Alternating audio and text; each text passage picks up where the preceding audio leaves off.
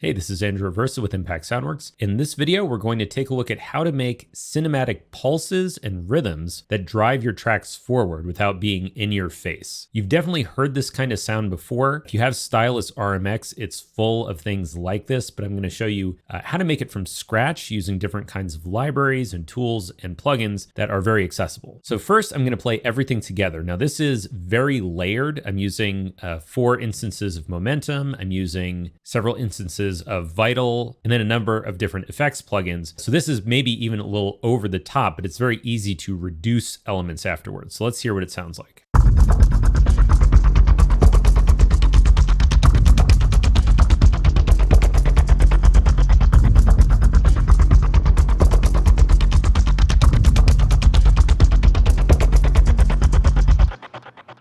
Okay, so breaking down some of these elements, first let's check out just the percussive elements.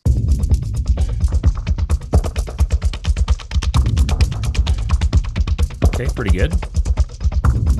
And then we can do just the tonal elements. Keeping in mind, this is very thick and layered, but you can always pull things back. For example, let's say we just wanted a couple of the layers, it would sound like this.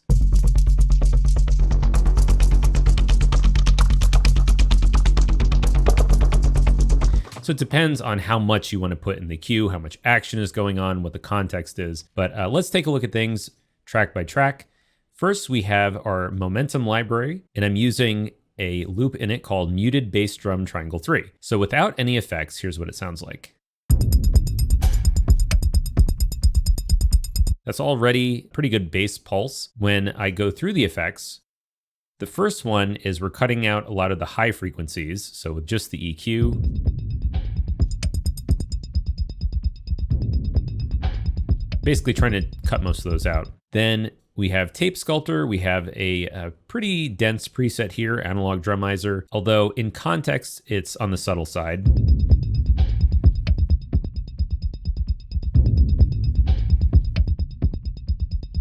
It adds a little bit more body and weight. So that's our main sort of lower frequency, unpitched element. Then our next momentum is a kind of hand percussion. That sounds pretty cool. Let's hear what is going on here, right? This is with no effects.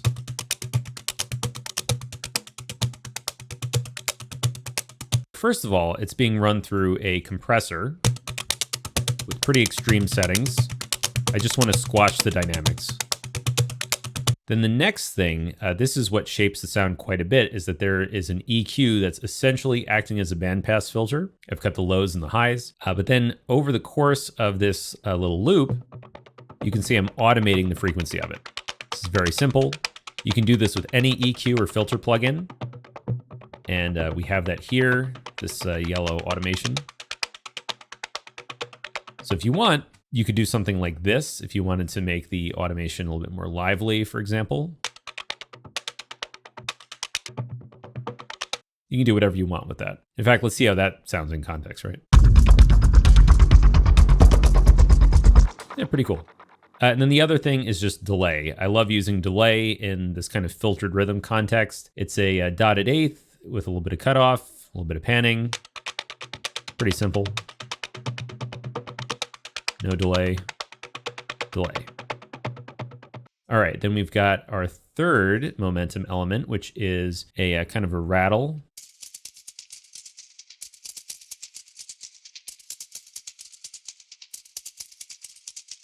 And as you can imagine, it's going to be a similar story for the EQ. So here, if I bypass the other effects, pretty simple shaker, right? Now with the EQ, this is simulating a low pass filter. You can see the patterns here. And then I'm using reverb and delay, no special settings. This is like dirt cheap, low CPU reverb, and the same kind of dotted eighth. Actually, no, I'm sorry, it's not dotted eighth. This is 16th note delay. Without that, it sounds like this. And here's width.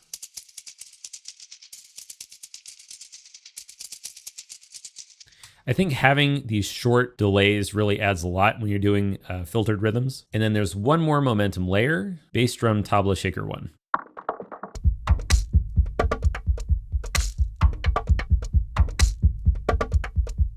This one is getting processed quite a bit. There is an extreme compressor first. So here's without,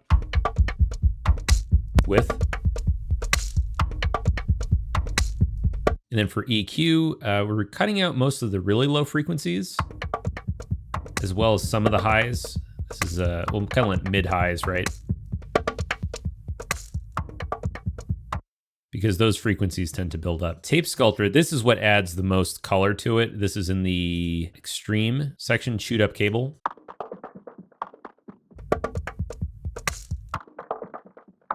This is also adding delay, tape delay, but then I have another delay on top. So even more delay, right?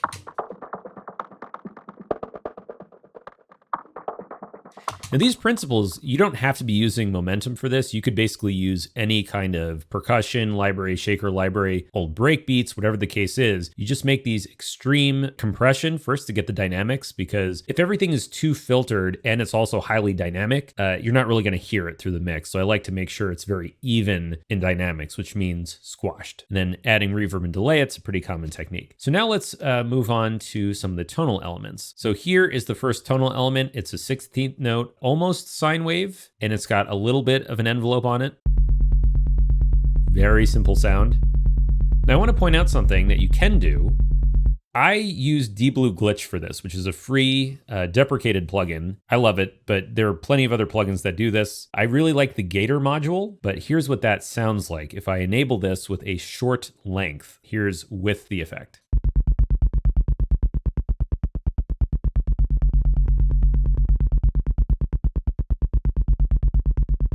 And then if you want to kind of blend it, this is essentially the dry volume. You could think of it that way.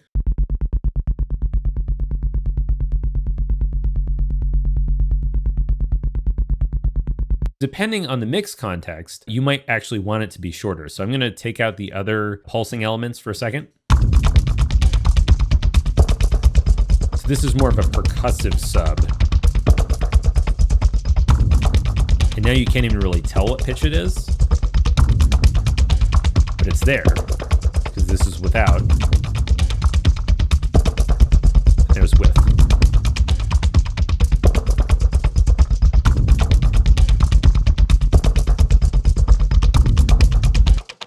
So that's just a little technique you can use, is to gate these pulses further, or you could adjust the envelope more, but I think having the gate with that hard cut is really nice. But you could do it like this. One thing I like about Vital is the envelopes let you change the curve. So if you want something highly percussive, you can do this sort of exponential, or I guess inverted exponential curve.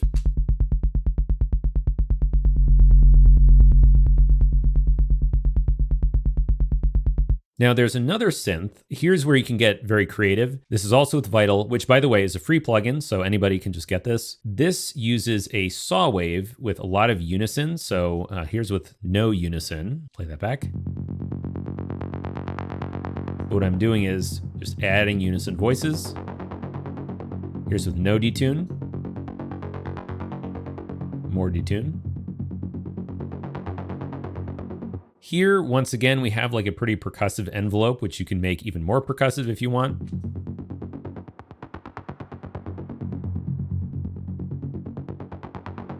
So it depends on how busy the mix is and how much you want this to punch through. The filter down here is a simple low pass, and essentially there's an envelope on it. You create that modulation by dragging from here to the cutoff, which I already did.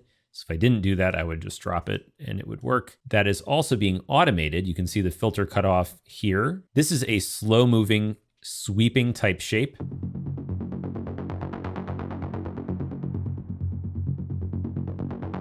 But it doesn't have to be, right? It could be more like this. Let's say if we really wanted to get creative, I find these like saw type shapes to be often interesting, not always, but often. So if we do something like this and we can play around with this a little bit more, I'll repeat it.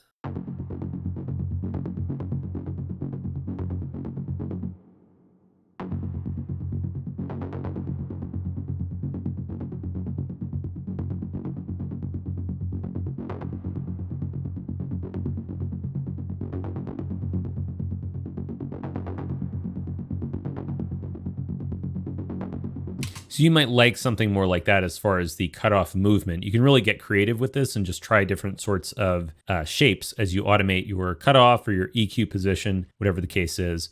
But having these two together works out well. If you just have the detuned synth here, I'm cutting a lot of the low frequencies, so I can stop doing that.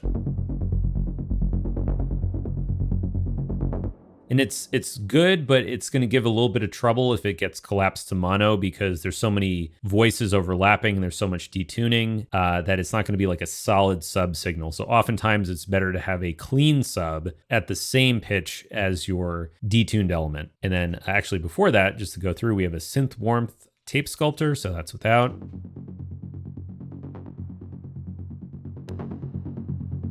It's adding some volume too, of course. And then we could do the same kind of trick with D-Blue Glitch with just the Gator module. So if we did that for both of these, it really makes the whole thing much more percussive, doesn't it?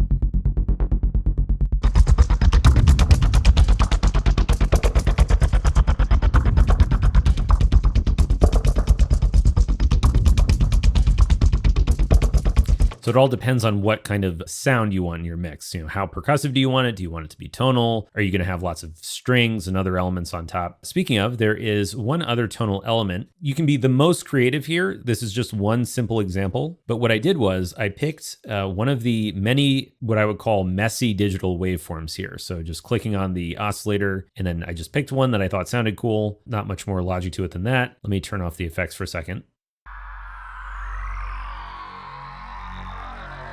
So first of all, this is unison again. So here's with just one voice.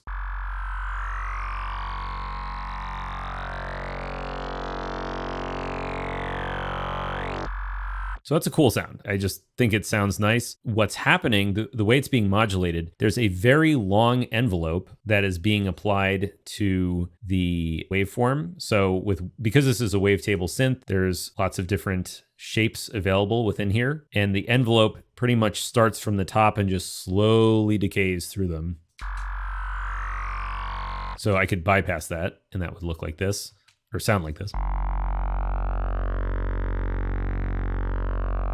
The other movement is coming from this bend control, so you can select different ways of further modulating the waveform. And all of these just sound interesting. They're way more complex than simple subtractive synthesis, but also they're a lot easier to get good sounding results compared to FM synthesis. So this is one of the big advantages of stuff like Vital. And then we're also using manual automation on the bend control. So if we take this off, it sounds like this, very static.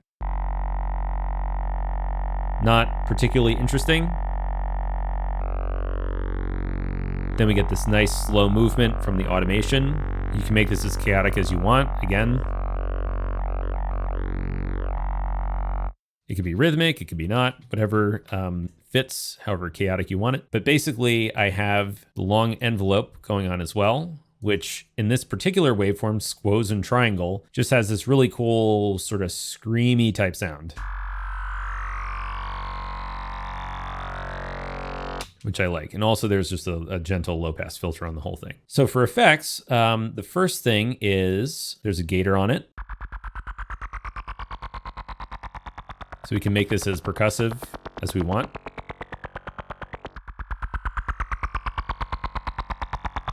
And then for the EQ, I wanted to cut out the low frequencies. So this is now with the EQ. And we could include the lows. Just depends on the tone you want.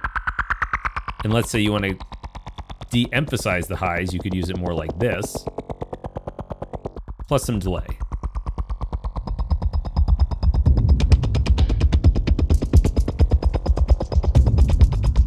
This is just to show how you can customize the sound very easily.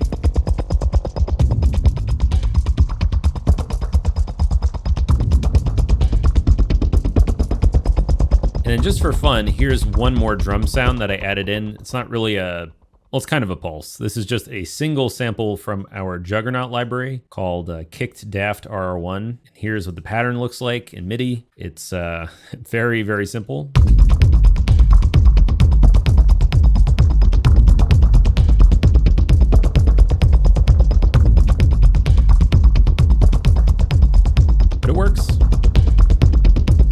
Here's what the EQ on the kick looks like. So if we take off the EQ,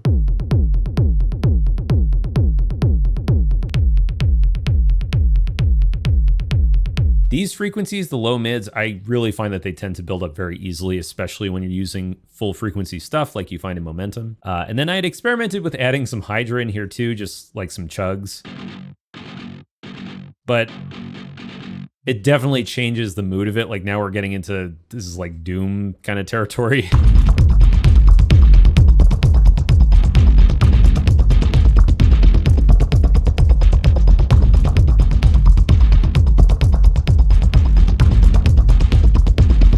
But you could play with that, right? You could add some guitar layers on top if you wanted to. I keep saying it's however you want to customize it. If you're doing a scene or there's a scenario where it's very stealthy, or you want it to sound just more light in general, you would simply take out the bass elements completely. So you might have something more like this, right? And then if you want something more subtle, you might want only the bass elements like this.